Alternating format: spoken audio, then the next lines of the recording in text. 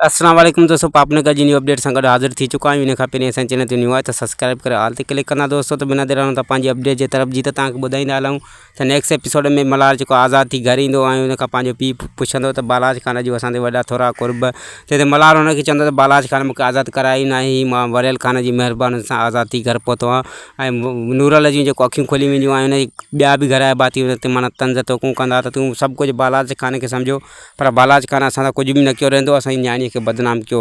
ऐं ॿिए पासे ॾिसंदो तव्हां त बालाजी खान जेको आहे त सूबेदार खे चवंदो त मुंहिंजी इजाज़त को सवा तो मल्हार खां हथु छो कढियो। सूबेदार हुनखे चवंदो जेकर तव्हांजी इजाज़त हूंदी त मां हुनखे वरी ॿीहर खंभे अची खणी तव्हांजे कदमनि में उछलाईंदुमि। त हुनखे बालाज खान चवंदो फ़िलहालु तूं हुनखे छॾे ॾे त हू भली मौज मस्तियूं करे वठे। ऐं ॿिए पासे दोस्तो तव्हां ॾिसंदो त मिठल जेको आहे लोकस ते माना घर खां ॿाहिरि निकिरंदो, राबेल हुन खां सवाल कंदी दोस्तो त तूं बाबा हेतिरे माना सवेर काॾे थो वञी। हू चवंदो जेसिताईं लोक उथे तेसिताईं मां पंहिंजो कमुकारु छॾाए वापसि ईंदुमि बाजी बुती वठी, छो त मां लोक जे साम्हूं मां पंहिंजो हाणे कदु नथो खणी सघां दोस्तो। हाणे मल्हार आज़ादु थी आयो आहे दोस्तो, ॾिसूं था छा थो थिए। जी दोस्तो, मां तव्हांखे ॿुधाईंदो रहां त मल्हार कॾहिं बि न चाहींदो त मां राबेल जो संग न वठां ऐं हू हुननि सां ठहण जी कंदो ऐं नूरल जे मुंहं में छा रहंदो दोस्तो।